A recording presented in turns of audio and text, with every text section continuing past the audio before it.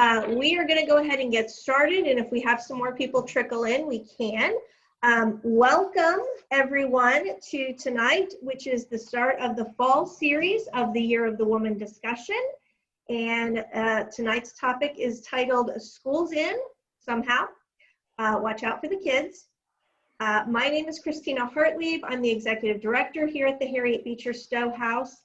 Our series sponsor for the Year of the Woman discussion is Ann Lugbill and Associates. But tonight we will be showing you some stuff on the screen. John, as always, has prepared a timeline, so we'll be doing that first.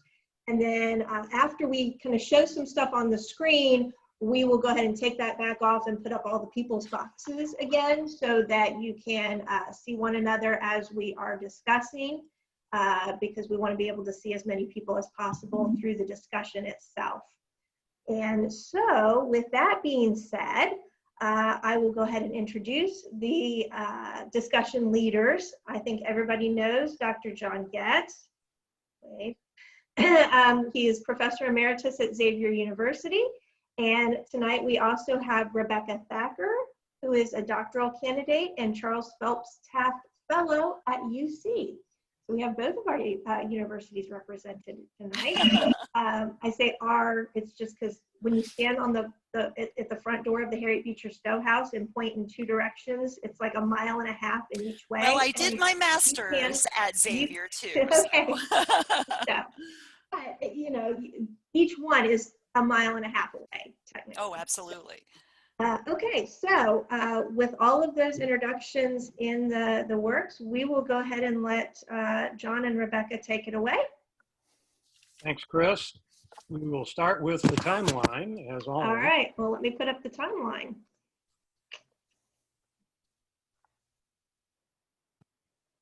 All right, can everybody see the timeline? Mm-hmm. Okay. So, I'm not going to read all of this, but I want to give you an overview of the connections between these two authors, Nathaniel Hawthorne and Harriet Beecher Stowe. So they're of the same generation, as you can see from their birthdays, 1804 and 1811, and they're both New Englanders.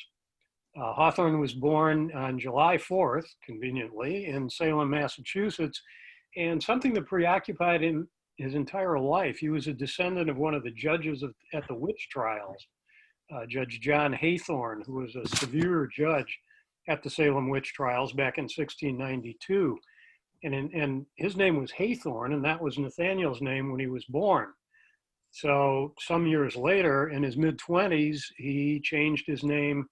He put the W in his name and became Nathaniel Hawthorne instead of Hawthorne.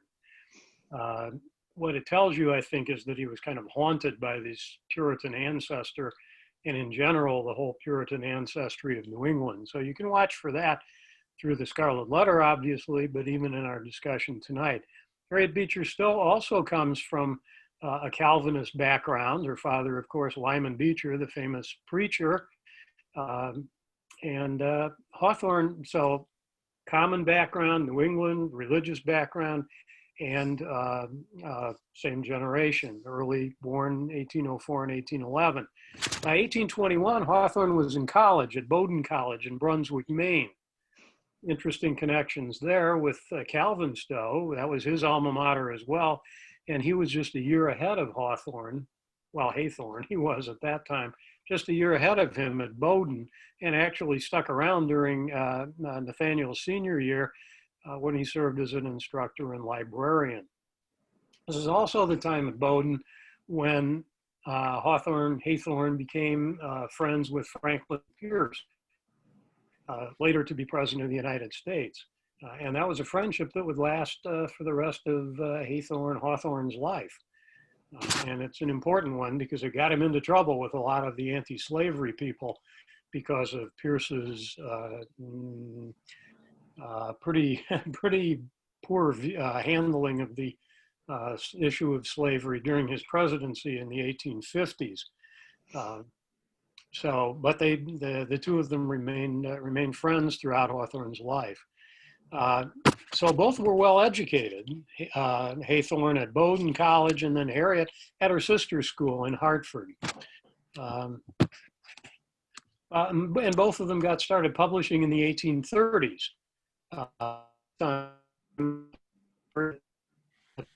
To Cincinnati and was living in the neighborhood where the Harriet Beecher Stowe House is, and so she starts publishing. He starts publishing as well during this time, and both of them get married. She in 1836, he in 1842, and his career is taking off faster than Harriet's at this point, but still, she's still in her apprenticeship as a writer in the 1830s and 40s when she was in Cincinnati. Hawthorne, big event in 1844 for Hawthorne, the birth of his first child, a girl called, they called her Una, much to the dismay of some family members who thought it was an inappropriate name, but they stuck with it. Some of you may have gotten flack from family members for names you chose for your kids. And she is important to us because she was the inspiration, or part of the inspiration at least, for the character of Pearl in the Scarlet Letter. Perhaps so close that Hawthorne would not allow his daughter, Una, to read the Scarlet Letter until she was at least 16 years old. Well, maybe nobody should read it before they're 16, but anyway, that was, there might have been that closeness that bothered him there. Also, happens in the early 1850s between these two authors, where they both published their most famous works. Hawthorne, The Scarlet Letter in 1850, and also The House of the Seven Gables right after that in 51. That's the same year Harriet started serializing Uncle Tom's Cabin, which came out, which the serial was completed, and it came out in book form in 1852. So that's their paths kept crossing and going in parallel directions many times.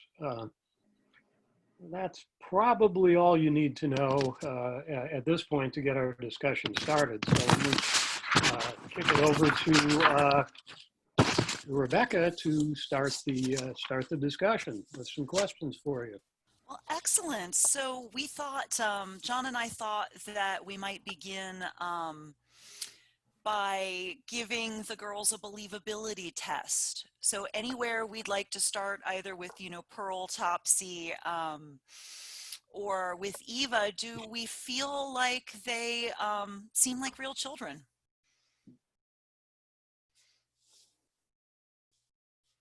What do you think?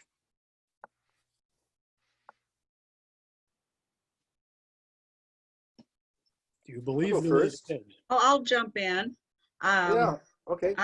For me, I do find them very believable, but also obviously caught in very unique situations, so that their attitude toward life is very much colored by not only the time and culture that they live in, but the particular families that they live in and the dynamics of those families. So, but within that, Topsy, who lies through her teeth all the time because, that's her survival mechanism. Pearl, which I hadn't remembered a lot of the Scarlet Letter until I went back and reread some of it. But, she's very much, she's a very sensitive child, and so sensitive to her mother and her mother's feelings and so forth. And I nearly cried in the scene when her mother has thrown the Scarlet Letter away, and it's like Pearl can't recognize her, this is not her mom. And so to me, all of those kinds of reactions are very childlike and very much what I would expect from them. Interesting. Dan, I think you were going to jump in also. Well, they all are extremely independent children. Extremely independent. More so than I think most children of those ages are. They all know their identities. They all are, as was just recently said, sensitive. They're sensitive to their identities. And they're going to have it their way. All three of them are going to have it their way based upon where their cultures and beginnings started. And they're that way throughout the whole of the story. The only one that changes actually in a very positive way is Topsy, of course. At the death of Eva, she has a tremendous change, and but they all are very strong for being little girls, very strong in their what they're going to do with their lives. It's interesting that you mentioned, Dan, the freedom that the children have. And that's something that struck me as well, is just, for children who are this age, and, John and I were talking about this yesterday, if we're thinking about the ages of the girls, in Pearl obviously begins as a little baby at the beginning. By the time by the time she disappears from the story and they move from Boston, she's probably about 7. Topsy is probably just a little bit older, somewhere around 8 or 9. Eva somewhere between 5 and 7. But, that the girls have so much freedom of movement in all the different stories. Leaving their parents, there's this certain kind of independent streak in them that I recognize. So what else do we think? Well, but isn't that independent kind of streak more common in the 1800s? I mean, even thinking back to my own childhood in the 1970s, I had a lot more freedom of movement than a lot of, people. Yeah, we also had charts. Bike riding around the neighborhood and not checking in with mom. Don't tell her I said that. Not checking in with mom for hours. That was just a normal thing. And I would assume that was, unless they were doing chores, which I guess Topsy would have been doing a lot of chores, but unless they were doing chores, they would have had, a lot of free time themselves anyway. Yes, no, maybe? Well, I think it's, that's hard to say, because I think that the parenting styles were more authoritarian in those days, and there was less of a sense of children as children. There was a theory going around for a number of years that it was the early 19th century that discovered childhood. That's question that's been challenged by people. But if you look at the artwork from the early through the 19th century and before, the kids in the earlier paintings often look like condensed adults. They're dressed like adults. Their faces look much more mature than their years. And I think some of that reflects the notion that childhood and the different stages of development in childhood were kind of being discovered, or at least elaborated on, in the 19th century. So while kids who were raised in slavery do talk about when they were really little being able to run around a fair amount, I think in general, a lot of the kids were pretty supervised, I think. Yeah, that makes me think of the beginning of Frederick Douglass's narrative when he describes, his first 3 or 4 years. And it actually reminds me of, what Topsy says about her early years before she comes, to be purchased and becomes Olivia's, sort of ward, of being raised by the grandmother who's too old to work in the fields, all of the children together. There's sort of a carefree playfulness, that time before they really realize, that they are slaves. But if I'm remembering, I think, John, it's at about 5 years old. Yeah. That ends pretty abruptly for him, and he's put to work. Yeah. I didn't see that carefree playfulness. Maybe it's because our family once owned a goat. We won't go into that, but Topsy described herself the way that farmers raise small animals. When they're born, they put them in a pen, and they're all fed by a nursemaid, essentially, to keep them away from the mothers. The mothers are going to have to give milk to be sold. So the small animals in most farms are housed together. They don't know who their mothers or fathers are. They're put in until they're raised to a point where they can be useful to the farmer. So I didn't look for it as a place where there was playfulness or anything. I looked at it as a way of a farming technique, and that was what I saw. Yeah, and actually, even in Frederick Douglass's narrative, he mentions that as well, about that comparison of the slaves to beasts. and the furtiveness of his actual mother having to sneak in the night to come to visit him. It seemed to me that all three girls, while they had some characteristics of children, were really somewhat literary. They were being used as literary devices. I felt like they were being used. For Pearl, she became the projection of Hester's sin, and the person who reflects for Hester the sin and the results of that. And I think that she has a really important function as that in Hawthorne's work. Eva and Pearl are so overwritten that I just, it's hard to read. And I mean, being an English major, I understand Hawthorne's style and I understand Harriet's style, and the overwriting, what I call the overwriting of the characters, just is still too much for me. And you know, I if you saw my my books, you would see exclamation points all over the place, like, please, no, enough. And Topsy, I guess, is also, they're used. You know, they're all three of them are being used in a sense by the author in a way that was typical of the time, but is something that we're not so comfortable with or so used to, because that's not usually the way children are handled in modern literature. Topsy is written in such an extreme way, and of course the interactions between her and St. Clair's cousin are extremely strange for an adult-child relationship. She, as Dan said, she's an animal. You know, she's treated like an animal, and she even calls her an animal, and I think a few times in the course of the book. So, you know, the question of real is like, in the context of what are they real? You know, there are pieces of them that are childlike, pieces of them that have characteristics of children as we know it and children as we grew up, but then there are other parts of them that seem very out of whack compared to what we experience in society today. So you see them as essentially symbolic rather than believable characters. Absolutely, yes. I think they're tools, they're devices. It's very, very symbolic, and all three of them I think are very symbolic. And Eva, I mean, she's a drama queen.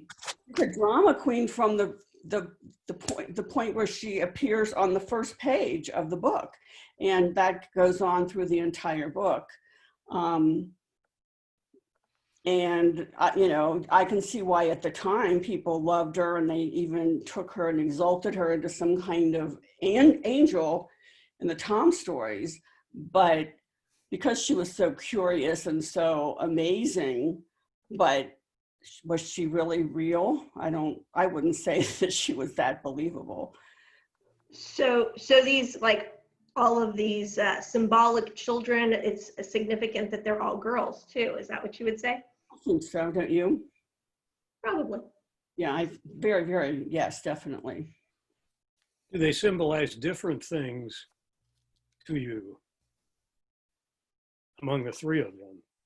Yeah, so Obviously, Pearl is I heard, different. Joanna, I heard you say like they're each being used as some sort of a literary device. And so like John is saying, so in what way is each of the girls being used? You know, how is each of the girls functioning, you know, potentially to teach a lesson in the novel? Well, for example, with Pearl, I think if you put it in the context of Puritanism and Hester being this woman who has committed the most grievous of grievous sins, and somehow needs to process that, Pearl is almost the externalization of that sin. Certainly, physically she is, but I think that she also demonstrates a lot of the anguish, as well as the I don't know, the delight, you know, going beyond the fact that Hester still appreciated the love that she had for Dimsdale. And some of that is even reflected, I think, in Pearl in ways that he couldn't. He used Pearl in that way, rather than trying to make it credible that Hester could ever, as a Puritan in and of herself, say those kinds of things externally. That's my guess for Hawthorne. For Eva, who doesn't like a cute little pure little girl who everybody loves and who does nothing wrong and who loves the entire world and everything in it 150%? And that's exactly,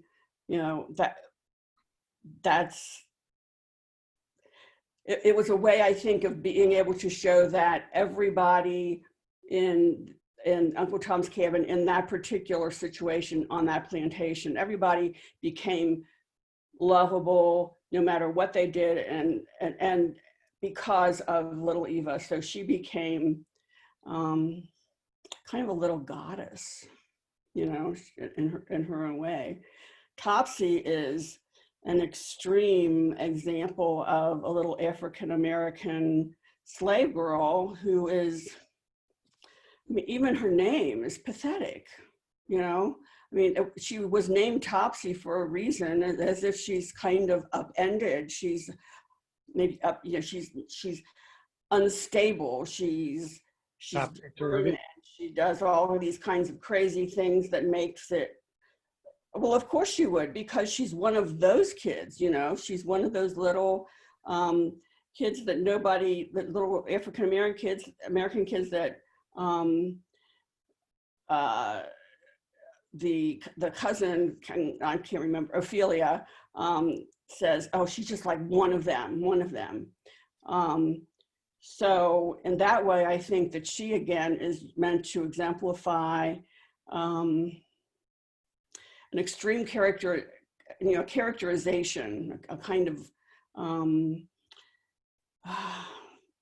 one-sidedness that is not necessarily the way you would like to see a well-rounded presentation of any kind of child. That's why I think they're being used, and that they are literary devices. Well, Joanne, to remark on that, I do see Topsy in that way. She's very much a stereotype of the little slave girl. But the other two, I'm not quite as convinced that they were put there in a symbolic, put there to be used as a symbol of something. I'd have to have more convincing on that.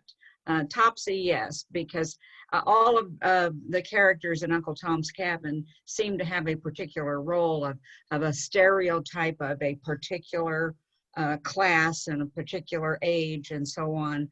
Even little Eva, they're a little bit, but quite a bit Topsy.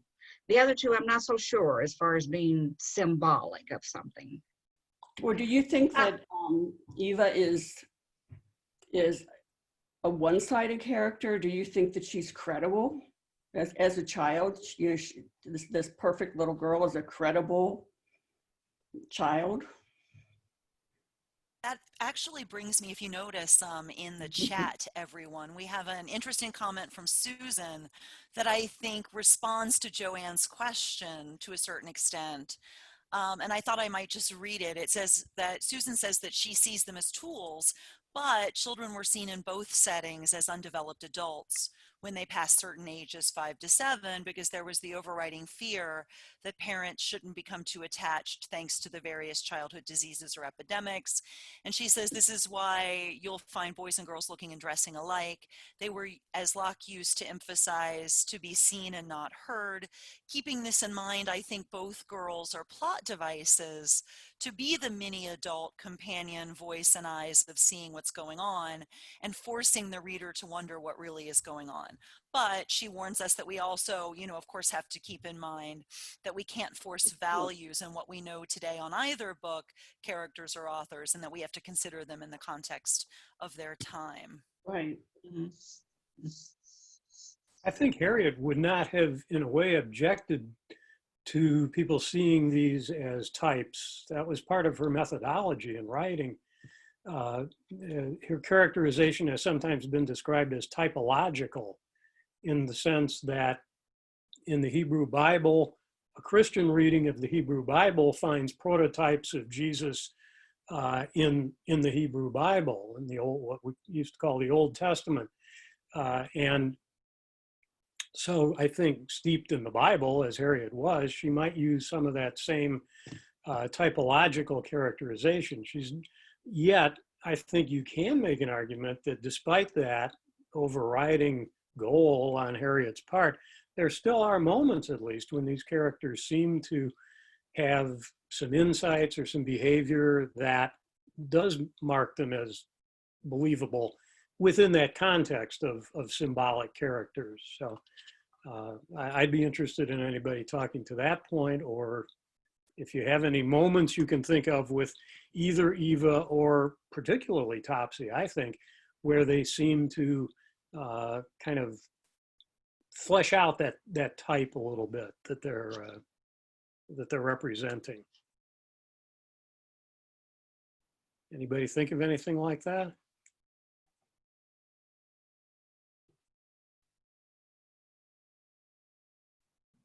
Hey, John, it's Sue. Hi. Yeah, I actually would agree with you to an extent, but again, I think we really, really impose what we view today. And with these characterizations, she's trying to reach an audience to achieve a message out there. And so what we're seeing is what we know now to be the stereotype of what slavery, bad slavery is. You know, it's not all encompassing to every situation. This is, you know, the bad part of slavery. Not that there was a good part, but, you know, this, and so when we read into this, we're trying to look for the bad, the evil. And Hawthorne kind of does that with Pearl to a degree, because remember, she's a bastard, and we're not sure who her father is. And there's the question about, is it really Dinsmore? Who is it? And remember, in the context of those times, Pearl and Hester are both very lucky to be alive. They, you know, wouldn't have been welcomed as a woman who had committed adultery or some sort of other sin to conceive a child and then have a bastard child. We have to take a step back and go, what was the mindset, especially with the Scarlet Letter, of not just what was Hawthorne trying to achieve with the plot devices, setting it back so many years, but also, you know, what was acceptable and what wasn't acceptable, and what did he know that was acceptable and what wasn't acceptable. So it's removing the 2020 mindset and stepping back and looking at, you know, what was the history around all of it, so that you can better put that novel into context and understand the characters.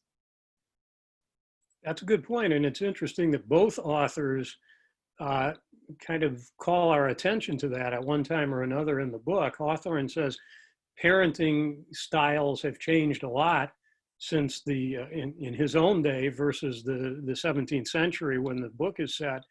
And Stowe says that says something similar. She said Ophelia's ideas of parenting are consistent with 100 years ago. Things are different now. He doesn't really talk about the present day much, but he does talk about Ophelia's kind of old-fashioned theories of child rearing.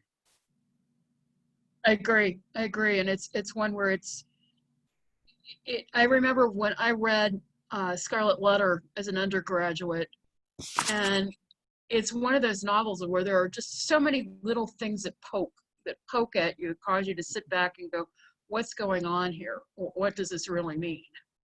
And so reading it a second time, you know, not for a class, was very, very interesting, what I might have skimmed over 30 years ago. What stood out for you the most on this reading? I think that this time around, I was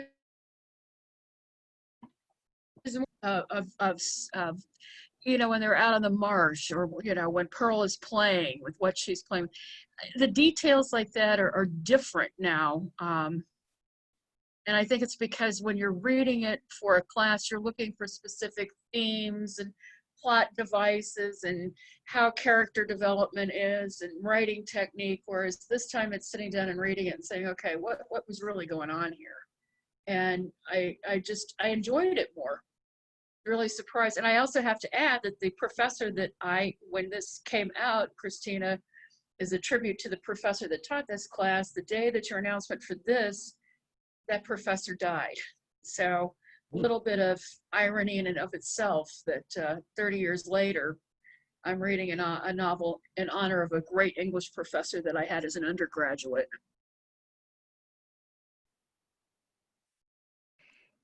There's also, I just wanted to point out in the chat again, Gina's talking about the idea that, you know, you've got this huge dichotomy between Eva and Topsy. And it's like Eva good, Topsy bad is kind of the overarching big theme of that.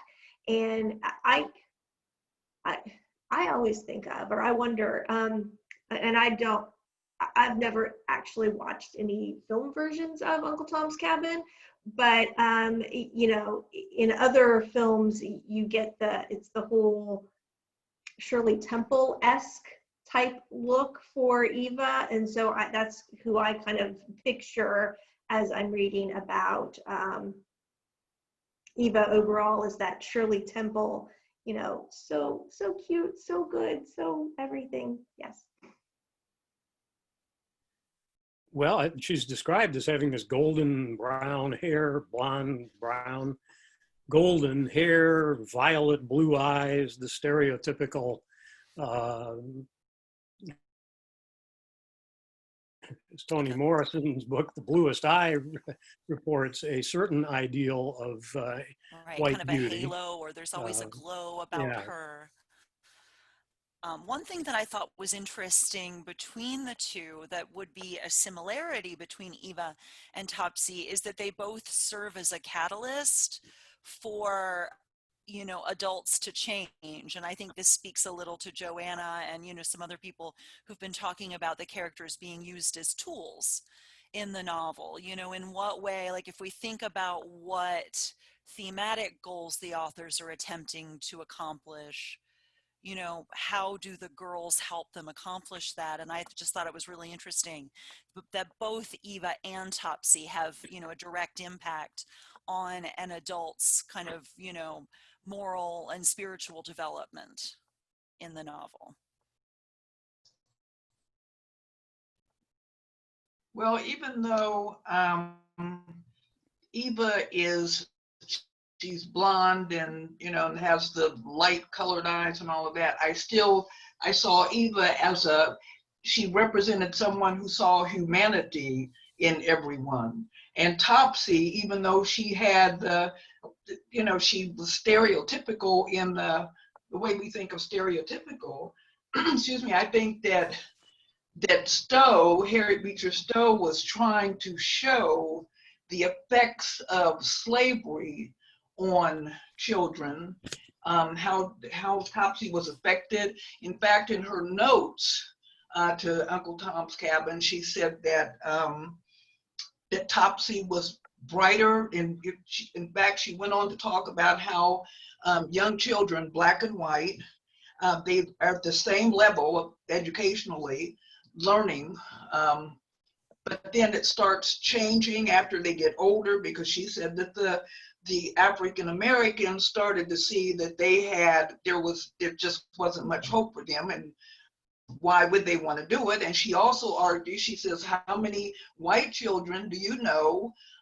just have a level of learning and they have to be prodded by their parents as to, you need to work hard, how are you going to be able to accomplish this or that if you don't study? But the African American, of course, the slave children weren't getting that. So I think that Stowe was trying to show the ill effects of Topsy, and she made her very extreme, and that's how I saw them. That's how she used them. And Eva saw the humanity in Topsy. Regina made an interesting comment on chat. She says, being kind to animals and slaves seems to be an underlying theme for Eva. Every family has a dog, every family has a slave, take care of your animals. I think that's very insightful, very insightful. Yeah. She says Eva tries to right the wrongs of the world and make everyone as good as she is. And she actually succeeds at that within the limited circle that she has to work in. A lot of people see her, and see what the rest of you think about this, as a Christ figure. Did anything in her death scene, for example, remind you of Jesus and the Christian story?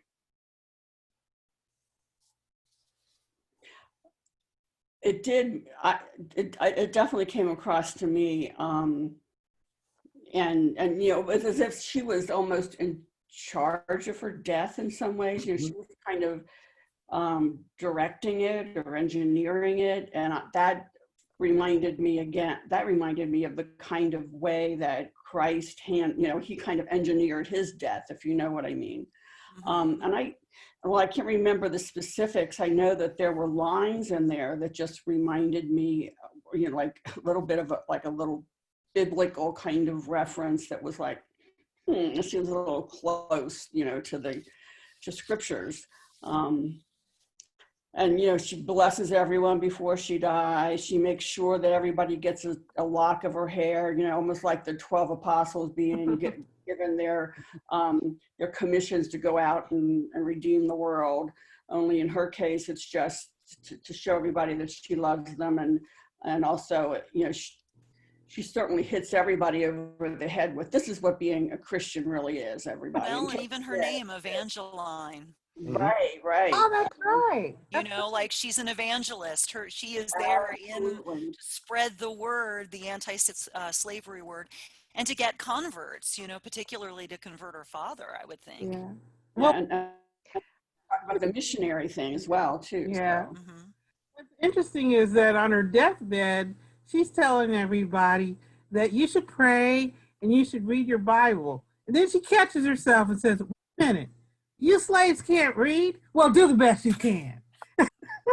So I think she humanizes the slaves to a certain degree when she's talking about the religious perspective, but then she has to catch herself and realize, wait a minute, they can't read. They're not allowed to read. How else would they know how to study the Bible or read the Bible and be good Christians or save their souls? Well, we'll just hope that everything works out without me. Yeah, that makes me think also of this scene with Ophelia where Eva's father comes in and overhears her trying to teach Topsy to memorize the catechism. And he's saying, but it doesn't make any sense to her. These are just words. It's like a sort of a trained, you know, response, a call and response. But you're not teaching her what these things actually mean. It reminds me of that. Like, oh, you can't read the Bible. Like, how are you supposed to know? Yeah, trying to say that it's just rote. It's just by rote, just constantly. You don't know what you're saying. Yeah. But let's go back to the death scene again with Eva and talking about her redemptive power, because that is an important turning point in the relationship between Ophelia and Topsy. Remember what happens? Ophelia is struck by how, well, she's upset about the death of Eva, but then she's struck by how seriously Topsy is taking this, how hurt she is by the death, and she comforts her and tells her she loves her, but she's never told her before. And I think that's a really important moment. It shows the power of Eva going on even after she dies, that her spiritual power goes on, and that the two, and it's a moment that really Hawthorne tells us, Stowe tells us, it was never the same between them after that, that finally Ophelia is able to get through to Topsy, by it's through her grief, but also through her love and just embracing her, which is something Right. Amy And had before. Amy chatted, and this fits right in with what you're saying, John. Amy chatted that Eva's referred to as a dove, and that, Mhm. you know, doves being this symbol of peace and reconciliation, and that she actually is functioning in that manner between Topsy and Olivia, the way that you described. Yeah. And then Amy, you chatted a whole bunch of really terrific quotes, you know, answering John's connection of, you know, the connection between Eva and this Christ figure. And feel free to jump in and share any of those if you'd like to. I can call her out because I know her microphone's working because we Yeah. were talking earlier. So I'm embarrassed to say I'm behind on my homework, but I was reading along while everyone was talking, and while people were discussing some of the points I saw those quotes about during Eva's death scene, and it just seems sort of like a Jesus figure type moment to me. So, I can read them. So it's all one conversation, but Eva says, "Mama, don't you believe me, don't you, that Topsy could become an angel as well as any of us if she were a Christian?" And her mother says, "Topsy, what a ridiculous idea. Nobody but you would ever think of it. I suppose she could, though." To which Eva replies, "But Mama, isn't God her father as much as ours? Isn't Jesus her savior?" So she is sort of discussing that even in her own death.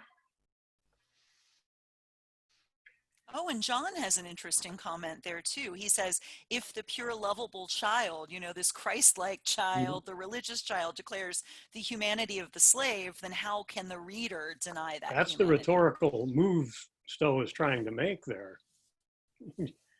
Yeah. Do you want to disagree with Eva? You don't if you're reading the book.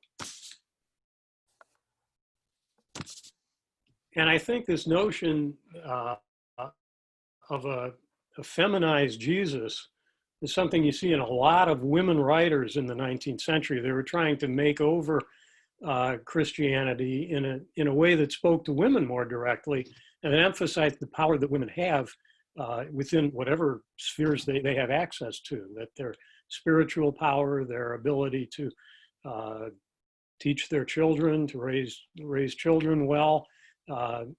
Even Catherine Beecher, who was against suffrage for women, would have agreed with that they should, within the home, they have a tremendous amount of power. So part of it's about, I think, finding power where it seems like you don't have any.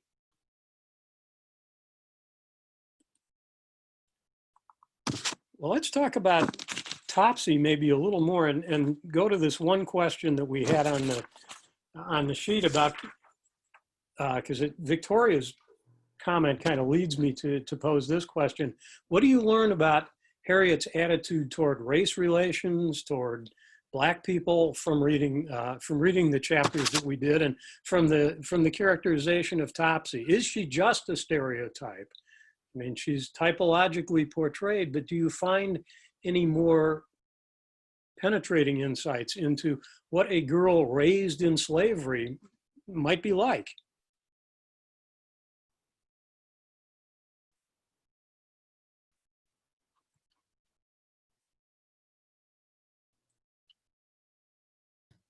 In some ways, I think that Harriet tried to portray Topsy as an example of what you could expect of someone who, while a baby is taken away from her mother, has no idea who her mother is. So when you say, "Who is your mother?" she goes, "I don't have a mother. What are you talking about?"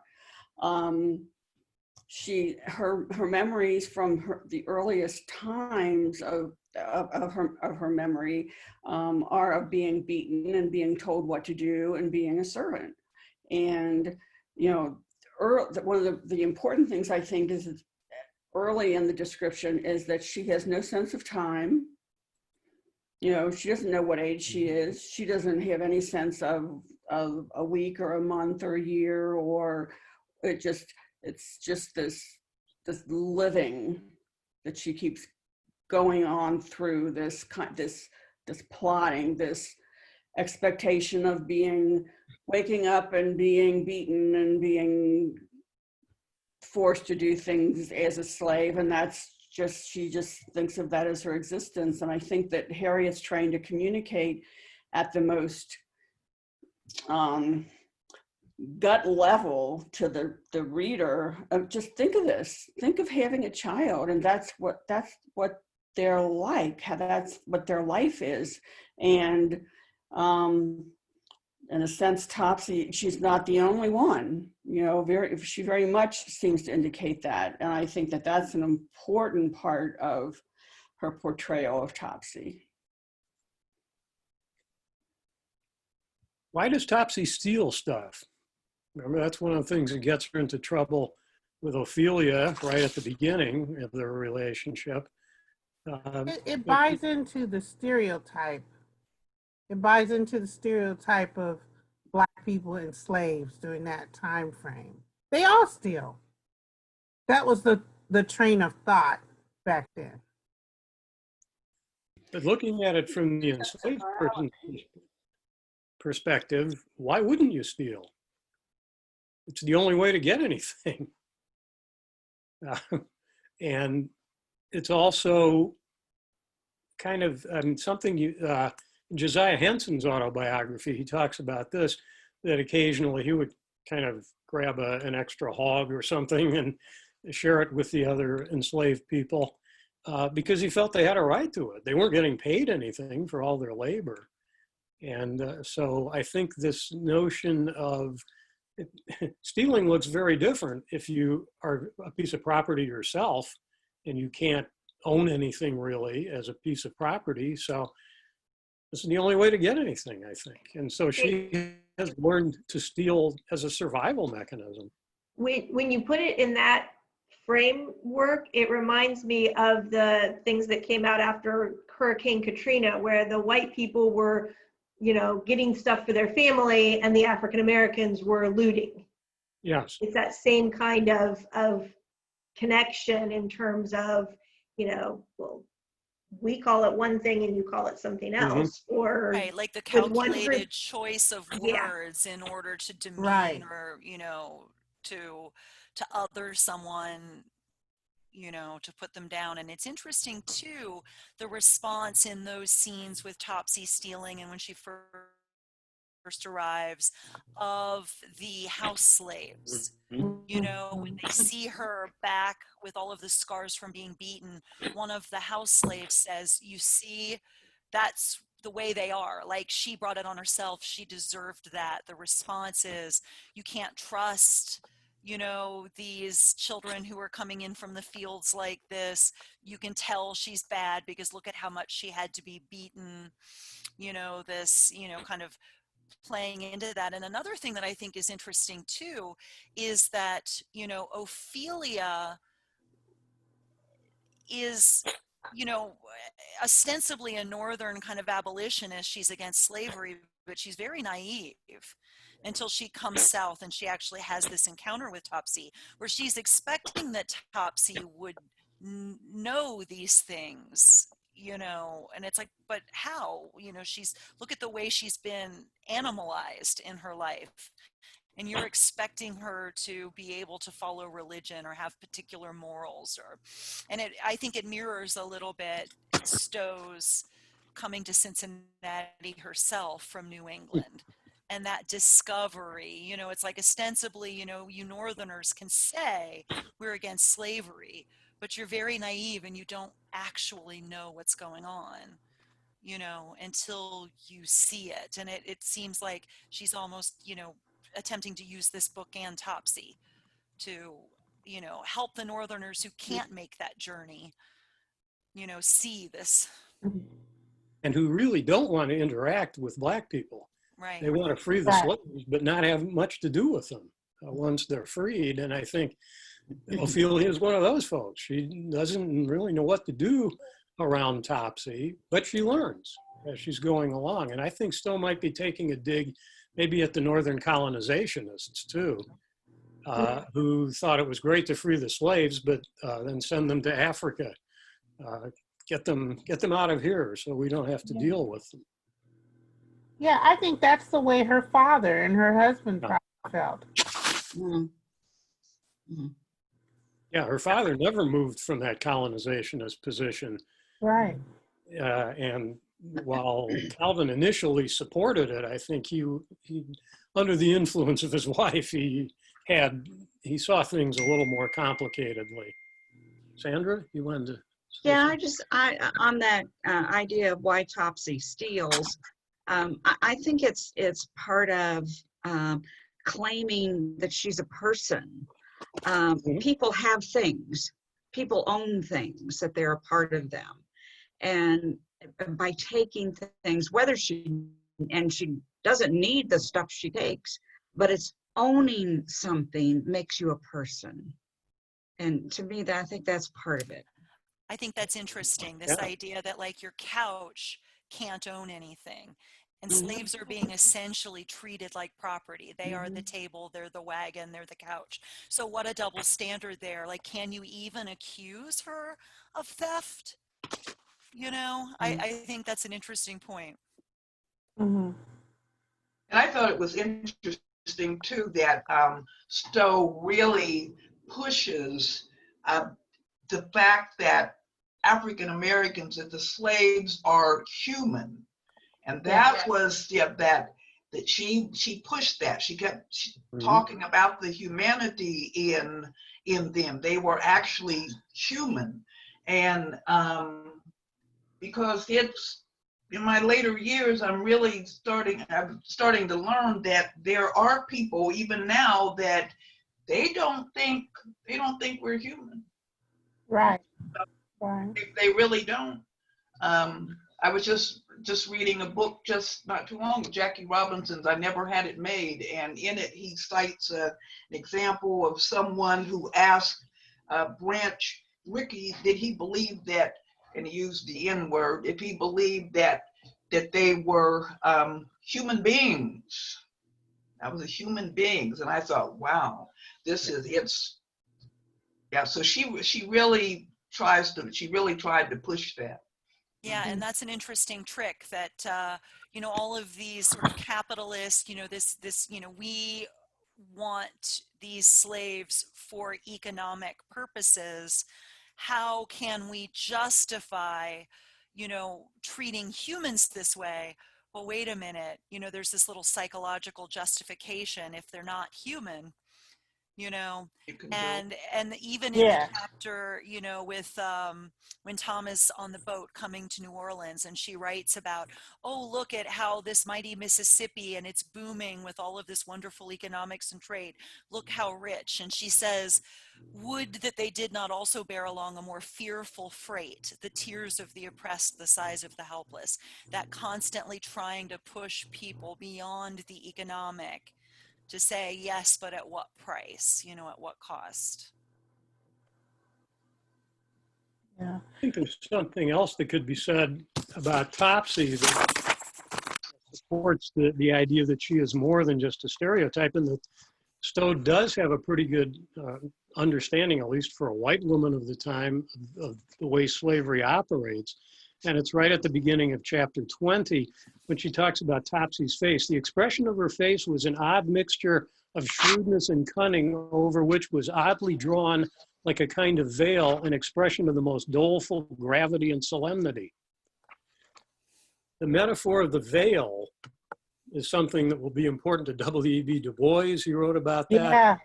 Yeah. Veil between, we get lots of that masking and veiling. And then the mask has become such an important metaphor. And I think Stowe understands that, and that a lot of what, there's this double-sidedness about Topsy, that she has to consider what she's able to show to these people who have absolute control over her and what she might really be feeling or thinking. She's a survivor. She's learned that game, yeah. She's learned to wear the mask, the veil, and to manipulate that when she has to. John, what chapter was that? 20, I believe. I just had it open here. Yeah, chapter 20. It's about, maybe the 4th or 5th paragraph. It's a long paragraph, but. Yeah, it's interesting that you mentioned that, because I remember seeing a video that a waiter did. It was from the 1940s. It was on YouTube. And he talked about the mask and the veil. And he talked about the fact that when you are waiting as a waiter or doing domestic work for white people, you had to act a certain way, and your face could not really show how you really felt. So you might smile on your face, but deep inside, you're just trying to survive. You're just trying to keep your job so that you can feed your family. But on the other hand, I think that maybe Stowe was trying to bring something out of a lot of people who felt like you really can't trust those Black people. Even when they work for you, even when they're kids, you never really know what they're thinking. So you always got to be aware of those types like Topsy. Because, you know, there was one part in the book where didn't they accuse Topsy of stealing something from Eva, like a ribbon or a bow? Off A of necklace, Ophelia's, a necklace, yeah. Oh, that was it. And it turns out she didn't steal it at all, but she admitted that she stole it just to make the master happy.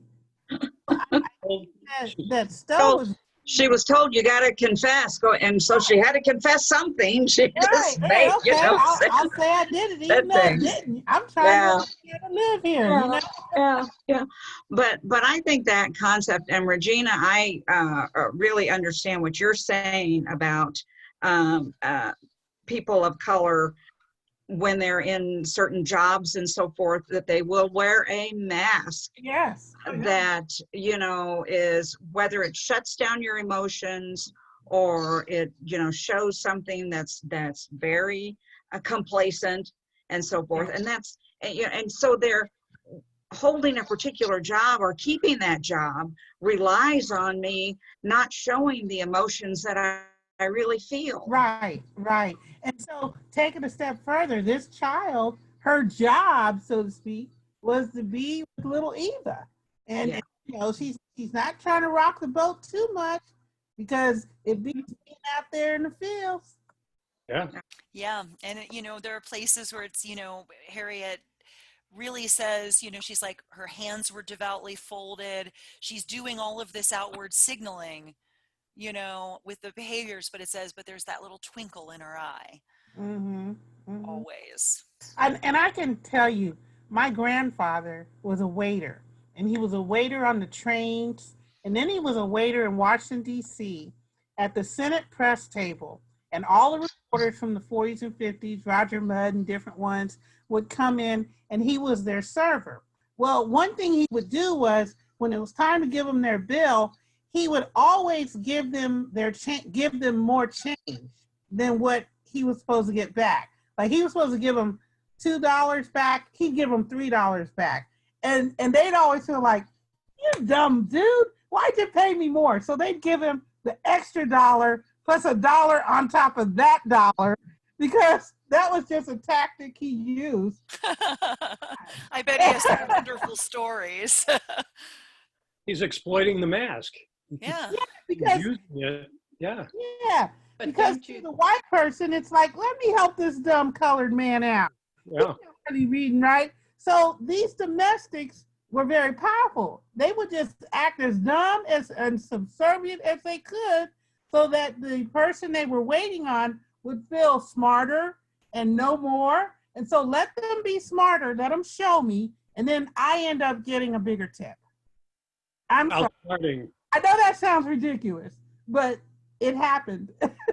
I think this happens today across the board and with a lot of other ethnic groups too. Yes. I mean, we have to realize that we have the people coming in, Mexico, we have the Indians in, have people who are struggling to really be integrated into our society, and they have to put on masks in order to make it. It's really sad. It's going on all the way across the board. Yeah. Well, let's think about what happens to these girls, Pearl, and well, we know what happens to Eva. She dies, but her influence lives on in other people. But let's think about Pearl and also Topsy and what their final situation tells us about American society. What happens to Pearl, remember?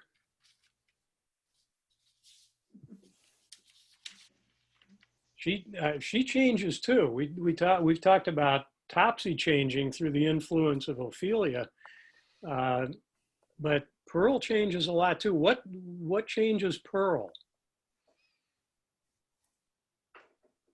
Death of the minister. Mm-hmm. Mm-hmm. Yeah, and his actually finally acknowledging her.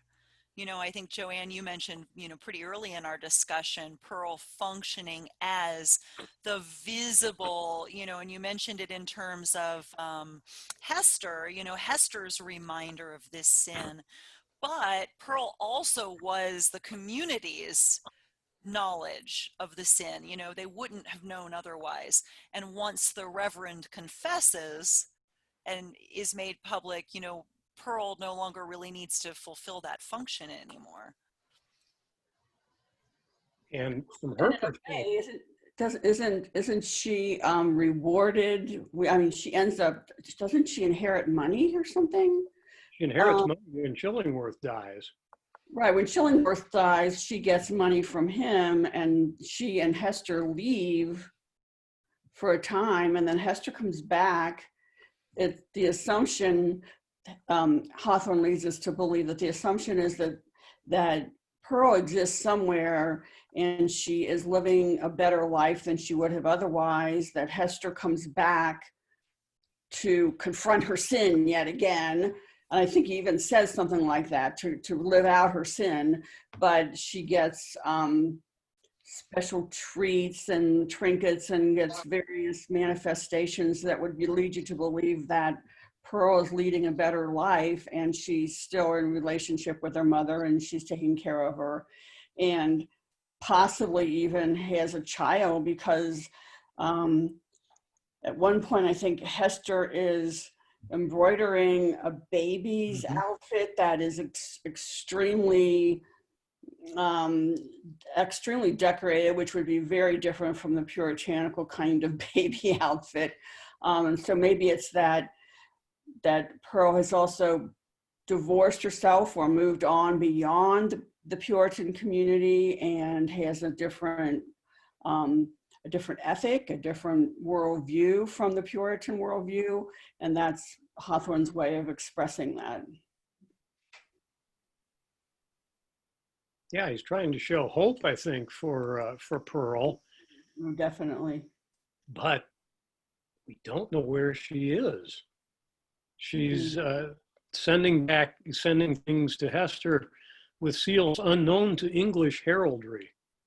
So she's apparently not in England. She's not in the U.S. The heraldry might imply that she has had maybe some sort of a noble match or, a noble marriage of some sort, that she's risen in class potentially. With somebody on the continent, maybe. But it's one critic said, well, she's relegated to fairyland because it's sort of a never land, really, since we don't know exactly what it is. And then what happens to Topsy? Ophelia has the breakthrough with her at Eva's deathbed, and then takes her to Vermont, takes her north, which shocks a lot of the Northerners who don't particularly want this African-American kid around them. But Ophelia sticks with it. She's nothing if not determined, and raises her well. She becomes a Christian and is on her way to be a missionary in Africa. So what does this add up to? Tell me how you feel about the final. Obviously, it's sad that Eva dies, but in spiritual terms, it's not so sad at all, because it's a redemptive death and her positive influence spreads. But what conclusions do you draw from the conclusions of Pearl and Topsy? Happy endings? It is. It's almost like a happy ever after, and you used the term earlier, John, a fairy tale, because we don't really know it's sort of ephemeras out there, you know, as far as where Pearl is and so forth, just little hints about how well she's doing, how wonderful life might be. And that could be said so of Topsy as well. So is it wishful thinking, this happily ever after, that these two children, Topsy and Pearl, who started life in such a difficult manner, could end up with everything? Well, does Topsy get everything? Well, not everything. In spiritual terms. She's still a slave, but well, she's not in Africa. So, yeah. So I don't want to interrupt, but I'm going to have to at least say it's a little after 8, so we should probably be wrapping up. Let me know, you know, if you want to make any final big questions or final comments, and then I just have a little short thing that I was going to say at the end too. Final comments, anybody? Sorry, I muted myself because my dog started barking. I think there's someone out front she decided was sketchy. So I don't know, are there any, John, is there any other kind of final question we wanted to ask, or any special? Well, I think the fact that these two girls grow up into strong and successful women, but not in the US, is a telling thing for both authors. Leaving us with the question of whether there is a space, and I think Stowe is struggling with this herself. Is there a space for a strong, assertive woman in the US today? Because remember when Hester, thinking about Hawthorne, when Hester imagines a world in which everything will be changed and the world of men and women will be established on a very different footing. But that's way in the future, as Hawthorne imagines it. When he looks around, I don't think that's what he sees. And I think for Harriet, maybe the same thing. That, you know, because, and I want to end by talking about Topsy and Pearl together, because I think they are similar in that both of them, this is a realistic element about both characters, they engage in a lot of dramatic play. Both of them have imaginations, they create fictional characters. Something I've watched my 8-year-old granddaughter do a lot throughout her life, creating all these stories and scenarios. Eva doesn't do that. I don't think she has the imagination that these two girls do, Pearl and Topsy. They're much more imaginative, much more inventive. But I think both authors, particularly Hawthorne, a little afraid of that imagination and power. And maybe that's why he wants to send Pearl away. And Stowe maybe sees you might get punished for that here in the US if you're too strong and too assertive. So maybe Topsy, and especially as a Black woman, maybe Topsy is better off in Africa, sadly. I don't think Stowe would be happy about that. And she said that she was not a colonizationist after the book was written, and that if she had a do-over, she probably wouldn't send everybody to Africa at the end of the book. But it may be that American society isn't ready for women of this kind of strength and imagination. I think it's a haunting question that both books leave us with. You know, and I think even in, you know, other, like, you know, I'm looking at a lot of, you know, Afrofuturism and a lot of feminist speculative fiction, and there still is that controversy. Do we go? Right? Do we find another place? Do we, start another culture, or do we stay and fight? You know, are we going to remain in this one? It's obviously that it's untenable here. We can't live this way in this particular culture. So how do we respond? And I think we see that kind of conflict, you know, happening now, you know, a couple of hundred years later, even. Mm-hmm. Okay, well, thank you all. I do appreciate it. We have one unrelated question for Rebecca, and that is that one of our participants works for the Taft Museum of Art and is just interested in the history of the Charles Phelps Taft Fellowship. Yeah, actually, you know, on UC's campus, we're very fortunate to have the Charles Phelps Taft Research Center. And there are, I want to say, now don't quote me on this, but somewhere around 14 departments in the humanities on campus, women's and gender studies, history, economics, psychology, sociology, English, you know, a collection that are considered Taft members of the Taft Research Center. And they provide opportunities for speakers to come in, lecture series, fundings for professors and for graduate students for conference attendance, you know, and each year they sponsor, I want to say, you know, somewhere each department has one Taft Fellow. So it means that I get a year to write my dissertation with no other obligations, which is a blessing and a treat, you know, especially not, you know, during this time of COVID, not to have the luxury not to be on campus teaching right now, you know, is something else. So you can always, you know, if you just Google search Charles Phelps Taft Center, you'll find it. It's a huge part of, you know, we're very lucky at UC to have the support. All right, well, thank you. Okay, so next month, October 7th, is the next version of our Year of the Woman discussion, and it is Harriet's Scary Great Niece, and that would be none other than Charlotte Perkins Gilman. So look for that. The information has been posted on our website in terms of the selected readings, and they're just today the RSVP link, so you can go ahead and RSVP and get that on your calendar as well. So any other questions for me? Tell them who the co-discussion leader will be. Oh, well, the co-discussion leader is me, because I said she's one of my favorites, but that, you know, we're not reading any of her land, so we're gonna have to talk a little bit about that anyway. I promise we will talk a little bit about her land and the economic stuff. Good. But yeah, there you go. That's good. So thank you all for coming this evening. We do appreciate it. It's been great discussion as always. Again, I want to thank our sponsor for the series, which is Ann Ludwell and Associates, and I want to welcome everyone to make an appointment to come tour the house if you haven't been recently.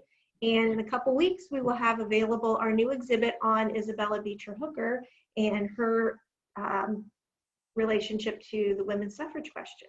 So, Well, thank you all so much. thank you. All right. All right.